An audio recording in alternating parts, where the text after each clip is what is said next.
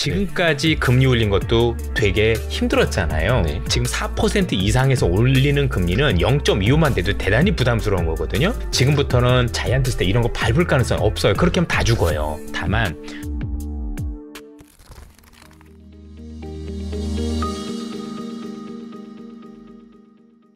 저희가 오늘 11월 3일이죠. 11월 3일 목요일 오후 거의 저녁쯤에 촬영을 하고 있는데 FOMC 결과가 끝난 그 다음 날입니다. 그렇죠? 맞습니다. 그날이죠, 사실은. 그날이죠. 미국 그날이죠. 입장에서 보면. 그렇죠. 근데 파월 의장이 굉장히 매파적인 이야기를 해서 나스닥도 3% 이상 폭락을 했고 네.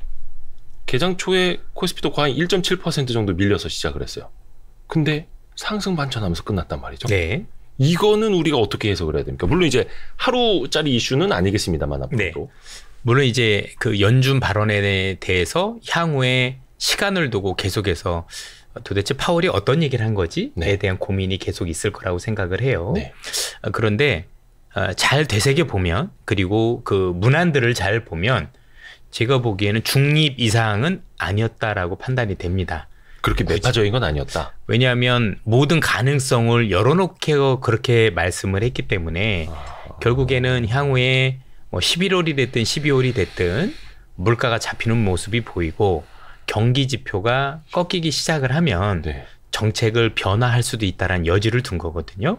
그러면 그거에 따라서 실제 피봇까지는 아니더라도 우리가 알고 있는 정책에 대해서 좀 더 완화할 수도 있는 거고, 아니면 진짜 뭐 또 우리가 알고 있는 것처럼 물가도 뭐 계속 안 잡히고 그렇다라면 본인이 얘기한 것처럼 갈 수도 있는 거죠. 중요한 건 지금 본인이 얘기한 게 최악이에요. 그러니까 파월 의장이 지금 9월에 찍었던 점도표, 그때가 이제 4.75%가 끝인데 네. 그거보다도 더 올리겠다라고 얘기한 게 최악인 건데, 네. 그런데 성명서 문구를 보면 그렇지 않을 거라는 걸 슬슬 암시해 놨어요. 5%까지 걱정 안 해도 된다. 현재 그럴 것처럼 얘기를 해놨어요, 본인은. 근데 왜 5%를 얘기했느냐? 본인이 그 얘기를 하면서 이게 피봇에 대한 기대감을 높이는 걸 본인은 차단하고 싶었던 거예요. 그렇죠. 예. 그래서 앞으로 본인이 얘기를 할 텐데 그 얘기하는 수준에서 혹시 사람들이 이거를 정책 전환에 대한 기대로 생각하면 어떡하지? 라는 두려움 때문에 그 말씀을 했다라고 보면 될 것 같아요. 내 말 하나하나를 자꾸 피봇에 그렇습니다. 대한 기대감으로 네네. 가지면 어떡하지? 막 이렇게. 왜냐하면 지금 연준 입장에서는 이번 11월에 나온 그 성명서나 이런 것들이 기준이 될 수 없는 게 뭐냐면 네. 이것 같은 경우는 아시다시피 이번에 연준이 11월에 있었던 이 정책 결정은 지표를 보지 못하고 한 그런 결정입니다. 11월 10날 우리가 알고 물가 지표가 나오고, 네네. 그러니까 어떻게 보면 10월에 있었던 모든 지표들을 보고 11월에 결정을 해야 되는 건데, 한 달 전 거로 보고 결정을 해야 되는. 최소한 한 달 전 거는 봐야 되는데 11월 2일 하다 보니까 그 지표가 나오기 전에 결정을 해야 되는 이런 어떤 그 안타까움이 있는 거죠. 사실은 9월 데이터를 바탕으로 11월 초에 결정을 해야 그렇습니다. 되는. 예. 그런데 잘 아시다시피 9월 데이터가 이미 의미가 제가 볼 때는 없는 게 뭔가 연준이 보다 강한 긴축을 했고 금리 수준이 높아진 건 10월부터거든요. 네. 그렇게 왜냐하면 9월 말에 이제 정책 결정이 있었으니까 0.75. 예. 그럼 0.75도 중요하지만 중립금리 이상인 게 중요한 거예요. 그래서 뭐 이전에도 뭐 0.75 이상 올렸지만 뭐 2% 금리도 아무 의미가 없어요. 너무 금리가 낮잖아요. 네. 그럼 최소한 3% 이상의 금리가 됐었을 때부터 정책적으로는 부담을 느끼게 되는데 네. 그 부담이 본격화되는 시점이 10월부터 시작을 하는 거거든요. 네.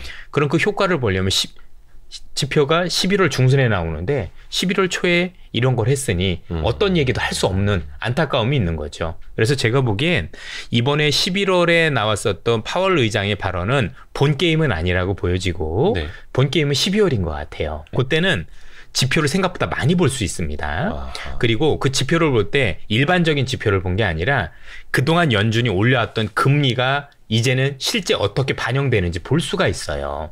이게 되게 중요해요. 그러니까 75bp 0.75%포인트씩 4번 연속 올린 효과를 이제는 확인할 수 있는 첫 번째 시점이 그 당시에요. 11월부터 12월 그 사이부터 이게 실시가 되거든요. 그러면 지금까지는 그 효과를 확인하기에는 좀 시기적으로 좀 어려웠고 시간이 얼마 안 금리도 됐고. 낮았고 금리 수준도 낮았고 원래 통상적으로 우리가 알고 있는 이 통화정책 효과가 본격화되는 게 보통 한 5달, 6달 뒤에 나타나는데 그 시점이 연말이라는 거죠. 그럼 그 연말에 유의미하게 만일에 네. 유의미하게 물가 지표도 꺾이기 시작을 하고 경기도 안 좋은 모습을 나타난다라면 지금 연준이 얘기한 금리 5%는 올릴 이유가 없죠.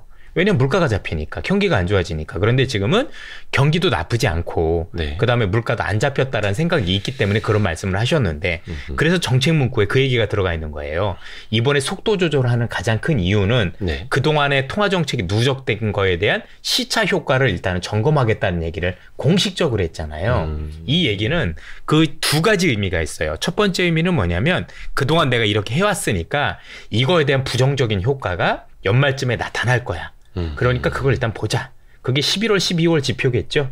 그럼 그때 나타나서 물가도 조금 잡히는 모습이 보이고 네. 경기도 안 좋은 모습을 보인다라면 긴축을 빠르게 풀진 않겠지만 최소한 본인이 얘기했던 5% 금리 그건 아닐 수 있다라고 이미 얘기를 한 거고요. 두 번째는 지금부터가 중요한데 지금까지 금리 올린 것도 되게 힘들었잖아요. 네. 근데 지금 4% 이상에서 올리는 금리는 0.25만 돼도 대단히 부담스러운 거거든요. 네. 그러면 지금부터 올린 금리가 내년 중반에 경기에 영향을 직접적으로 미칠 거 아닙니까? 그렇겠죠. 자, 지금까지 올린 금리 가지고도 지금 경기 침체 가능성이 높아졌는데 여기서부터 하면은 경기가 완전히 경착륙이나 그 이상으로 갈 수도 있는 거예요. 네네. 그 효과까지도 감안해서 정책을 쓰겠다라고 얘기한 거니 지금부터는 우리가 알고는 뭐 이렇게 했대 자이언트 스텝 이런 거 밟을 가능성이 없어요. 그렇게 하면 다 죽어요. 그거를 조심스럽게 나타난다고 다만 연준도 그렇고 우리도 그렇고 지표를 본 게 없잖아요. 물가를 꺾이는 걸 본 것도 없고 네. 그다음에 우리가 알고 있는 경기가 안 좋아진 걸 본 것도 없고 그러니 지금 조심스럽게 얘기할 수밖에 없는 거고 최소한 조심스럽게 얘기했던 게 뭔가 내가 정책에 대해서 전환까지는 아니더라도 네. 이제는 통화 정책을 조금 이제 더 이상 강하게 못할 것 같고 완화적으로 하다가 어느 순간에 끝낼 겁니다라는 얘기가 나오려면 증거가 필요하지 않습니까? 네. 그 증거가 나타날 때까지 이번에 시간을 벌었다라고 보시면 돼요. 이게 보통 그 일반적인 상황이라면 네. 정상적인 상황이라면 0.25나 0.5% 한두 번 올려놓고 우리가 이거 한번 지켜봅시다. 왜냐면 기준금리도 올리거나 낮췄을 때 그 효과가 나타나면 한 6개월은 지켜봐야 맞아요. 됩니다. 이야기 네. 하잖아요. 한국은행도 그렇고. 생각해보니까 그걸 지켜볼 시간이 없었던 거예요. 없었지요. 1.75, 2.5, 네네네. 3.25, 4.0까지 와 있긴 한데 워낙 빠르게 콩콩콩콩 올렸기 때문에 그럼요. 그 생각을 못했어요. 자, 등산하신 분들이 다리 운동하려고 등산하는 건 아니지 않습니까? 가서 산에 대한 좋은 경치도 보고 그래야 되는데 막 엄청나게 오르다 보니까 자기가 어떤 경치를 보고 왔는지 모르는 거예요. 이제는 한 번은 뒤돌아볼 때가 된 거죠. 그 웨이트 트레이닝 하듯이 네. 막 계단 4개만 네. 올라왔는데 막. 그러니까 여기서 속도 조절이라는 건 많은 의미가 있어요. 양쪽 다 열어놓을 필요가 있는 건데 네. 그 속도 조절이라는 안에는 그동안 이렇게 급하게 올린 게 실제 대단히 부담스럽게 작용할 수도 있는 거거든요. 네. 그것도 봐야 되는 거고 아니면 이렇게 해왔어도 정책이 안 들었을 수도 있는 거죠. 네. 그 양쪽을 다 보기 위함인데 지금 제가 보기에는 오히려 정책이 안 듣는다 쪽보다는 정책이 들었을 가능성을 염두에 두고 조절하는 거예요. 생각을 해보세요. 다음번에 금리 인상 속도를 줄이겠다는 얘기 안에는 그게 들었으니까 줄인다라고 얘기하지 안 들었을 가능성이 높으면 더 높이 올린다라고 얘기하지 아니면 더 빠르게 올린다고 해야지 왜 굳이 여기서 속도 조절을 얘기를 하겠어요. 그만한 의미가 있다라고 보는 거고 다만 그분들 입장에서도 어쨌든 확인이 먼저 필요한 거고 그 확인이 나와야 정책에 대해서 뭐 어떻게 얘기를 할 수 있는 거기 때문에 앞서도 말씀드렸지만 지금은 제가 볼 때는 매파도 비둘기파도 아닌 거예요. 일단은 두고 보자. 그 두고 보자는 의미의 가장 큰 핵심은 뭐냐면 내가 지금까지 했던 통화 정책에 대한 결과가 연말부터 반영이 되니 그게 어떻게 반영이 되는지 보고 다시 한번 결정해도 늦지 않다라는 의미를 담았고 더더욱 중요한 부분은 그런데 거기서 통화 정책에 대해서 일단 속도를 줄이겠다는 의미 안에는 내 생각엔 그래도 이게 들었지 않겠느냐라는 걸 우리한테 항변해주고 있다라고 생각이 들어요. 그리고 그게 유의미하게 들었다라면 연준이 얘기한 것처럼 5% 이상 금리는 모르겠고 네. 그 이하로 끝낼 가능성도 높아 보여. 물론 이런 건 있죠. 금리를 올리되 빨리 내리진 않겠죠. 그렇죠? 또 그렇죠. 일정 기간 유지한다고 했으니까 그건 우리가 어쩔 수 없다고 치더라도 지금처럼 물가가 안 잡히니까 더 마구마구 올릴 겁니다. 이런 개연성은 아니라고 보여집니다. 아마 이 문구 때문에 시장이 제일 놀랐던 것 같은데 파월이 그 기자회견할 때 이 이야기를 했어요. 최종 기준금리 레벨까지는 아직 갈 길이 먼 상황이다. 기준금리 인상 중단 논의는 매우 시기상조다. 그러니까 아직 기대하지 마. 요걸 넣어가지고 시장이 어떻게 보면 이제 기대했던 사람들이 실망을 했던. 네. 피벗을 기대했던 사람들이 아직은 아니구나. 이렇게 한번 더 이제 밀쳐낸. 그래서 조금 더 이제 실망을 하지 않았나 싶은데. 근데 이게 앞서 말씀드린 문구하고 상충이 돼요. 기대하지 않을 거고 아직 갈 길이 멀면 빨리 올리면 그만인 거지. 왜 굳이 속도 조절을 할까요? 웃긴 거잖아요. 네. 그렇죠? 결국은 두 가지 다 잡으려고 한 겁니다. 제가 보기엔 지금 여기서 더 강한 긴축을 했다간 생각보다 그 부작용이 심각해질 수 있는, 단순히 경기만 안 좋은 게 아니라 실제 금융불안까지 염두에 둘 수 있는, 그렇죠. 실제 문과 안에 금융불안이 얘기가 나와요. 그렇죠. 예전에 경기 얘기만 하더니 네. 이 얘기가 공식적으로 들어있다라고 보시면 될 것 같고요. 연준도 신경을 쓰기 시작할 그럼요. 수밖에 없다. 대신에 본인들이 이렇게 얘기해 놓으면 사람들이 오해를 해서 야 그러면 그것 때문에 혹시 물가를 물가를 못 잡는 거 아니냐. 즉 이렇게 되면 정책 전환에 대한 기대가 잘못 있을까봐, 살아날까봐. 예, 그거를 차단하기 위한. 그러니까 한 가지만 보시면 됩니다. 오늘 연준이 하고자 했던 건 뭐냐면 자기가 잘못 얘기하면 그게 정책 전환에 대한 기대로 잘못 연결될까봐 그렇죠. 요건 막아야 되겠다라는 생각에서 제가 볼 때 고육직책으로 발생했을 가능성이 높아 보입니다. 그리고 본인들도 얘기를 했잖아요. 레깅 효과를 보겠다. 그 시차를 보겠다. 네. 그 얘기는 정책 효과가 좋으면 그 정도 아닐 수도 있는 거고 정책 효과가 없으면 더 올리면 된다예요. 그런데 여기서 그럼 어느 쪽에 이 사람들이 무게를 두고 있느냐. 만약에 정책 효과가 긍정적으로 나타난다는 얘기는 뭐냐면 물가 잡히는 거죠. 네. 경제도 안 좋아지고. 그렇다면 어떻게 하면 돼요? 다음부터 속도 조절하면 되는데 본인이 속도 조절 한다라 그랬잖아요. 네. 근데 뭐 반대로 얘기해서 야 이렇게 했는데도 말을 안 듣고 물가는 계속 올라가고 있어. 그럼 어떻게 해야 돼요? 다음에도 0.75 한다는 얘기를 해야죠. 그렇지 않나요? 상식적으로 놓고 보더라도.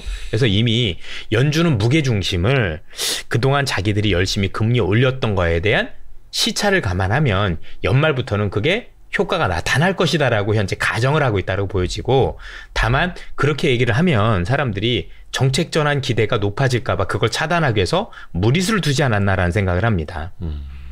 물론 이제 여기에 대한 해석은 앞으로도 계속 논란이 있을 수밖에 없다라고 보여지고, 또 네. 나오는 경기 지표에 따라서 굉장히 변동성이 커질 수밖에 없다라는 걸 감안하라도 최소한 연준 같은 경우는 이런 정도의 얘기는 했다. 저는 그렇게 생각이 들어요. 참 그 세계 경제 대통령이라는 자리, 미 연준 의장 자리가 진짜 어려운 것 같습니다. 네. 경기 경착륙도 피해야 되고, 그것도 이제 멘트로, 그리고 또 이제 기대 심리, 기대 인플레이션 같은 거 다시 이제 올라오는 것도 사실은 좀 눌러줘야 되고, 양쪽을 다 이렇게 균형을 맞춰야 되는. 사실 하나가 더 있는 게 예. 제가 여러 채널을 말씀드렸지만 의외로 지금 환율 시장, 특히 미국 국채 시장이 굉장히 불안합니다. 예, 그렇죠. 그냥 간단하게 말씀드리면 미 국채는 지금 살 사람이 없고 파는 사람만 있는 거죠. 연준도 지금 미 국채를 팔고 있잖아요. 그걸 네. 우린 QT라고 부르죠. 네. 일본도 들이붓고 있고 네. 영국도 갖다 팔고 있고 아무도 살 사람이 없어요. 그러면 미 국채는 가격은 내리고 수익률은 더 오를 거 아니에요. 그렇죠. 근데 미 국채 수익률이 오르는 만큼 미 실세 금리도 같이 오르거든요. 그렇죠. 그럼 미 연준이 생각했던 것보다도 더 큰 부작용이 나타나는 거예요. 그러니까 연준이 생각하는 건 금리를 요 정도까지 올리고 싶은데 이 국제 시장의 불안 때문에 훨씬 더 이게 오르게 되면 거기에 대한 부작용은 상상을 초월한다는 얘기죠.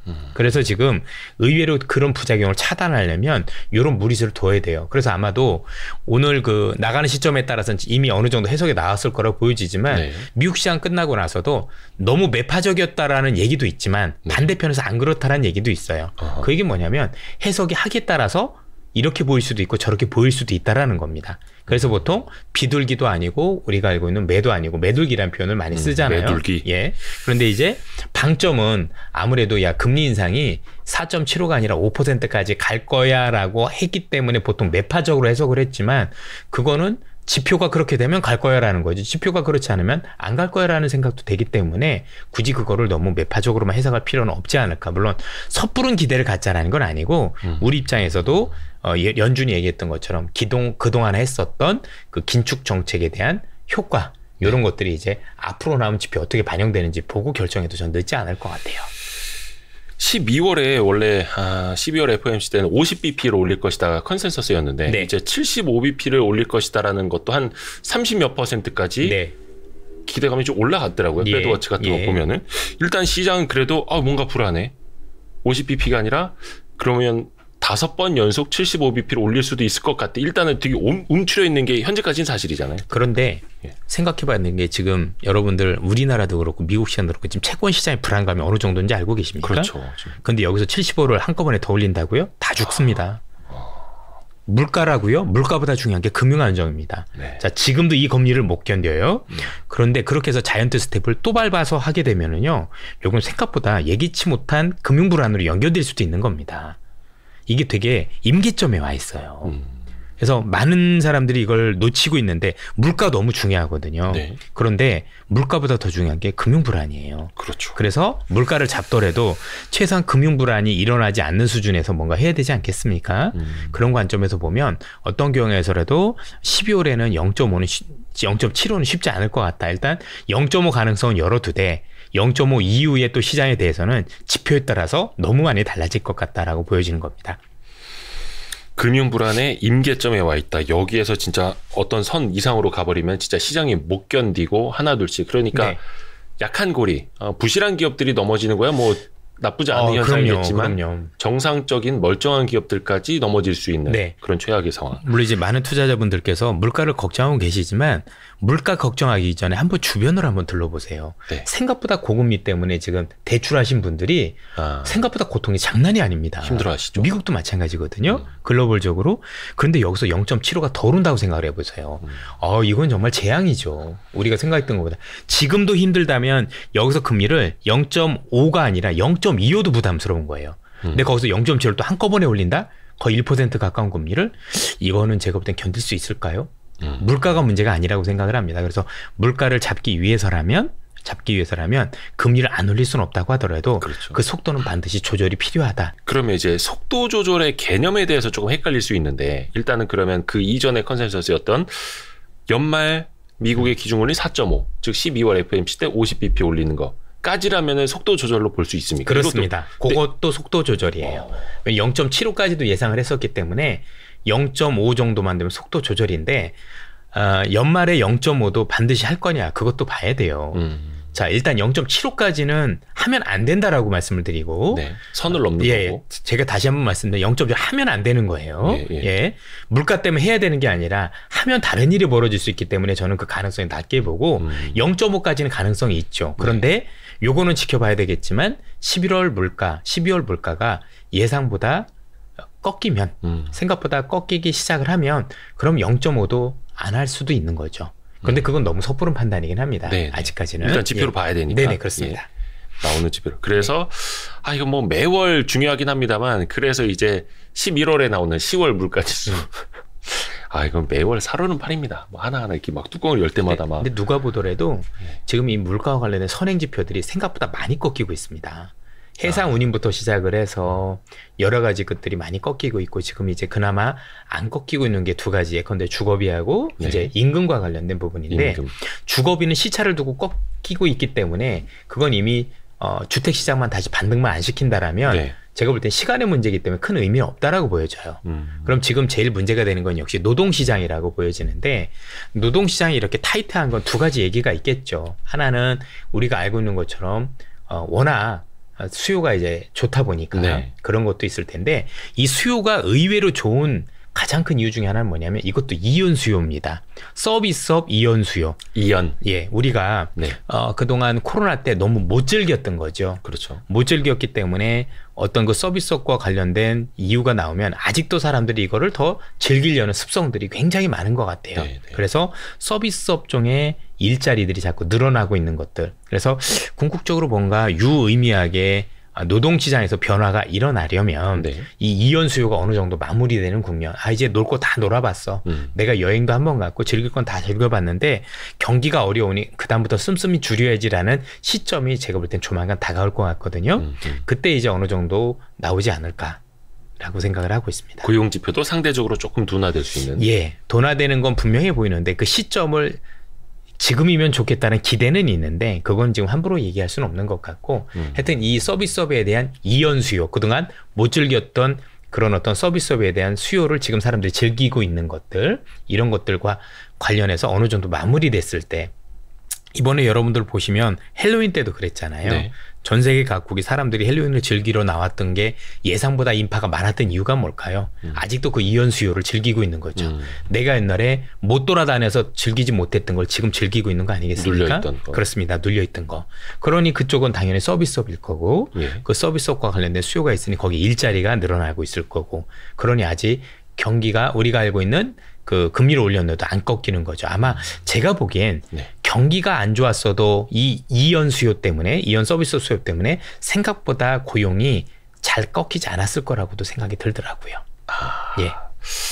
근데 또 어떻게 보면 이제 많은 사람들이 미국의 고용이 꺾여야 연준이 빨리 좀 피벗을 하지 않을까 기대를 맞습니다. 했던 건데 사실은 고용은 조금 더 오래 좋은 시절을 더 구가할 수도 있는 거고 그거랑 좀 일단은 별개로 떼어놓고 금리는 금리대로 봐야 하는 대신 인플레만 접목을 해서. 근데 뭐 우리가 알고 있는 그 고용이 해결이 안 되면 연준이 생각보다 정책 전환을 하긴 쉽지는 않지요. 금리 인하. 네, 예. 왜냐하면 그러면 이제 금리가 임금이 내려야 되냐 그렇진 않습니다. 한 번 올라온 임금은 내려가진 않고요. 경직성이 있죠. 네, 숫자로 보시면 됩니다. 그게 뭐냐면 전월 대비, 네. 전년 대비가 아니라 0.2% 이하면 괜찮습니다.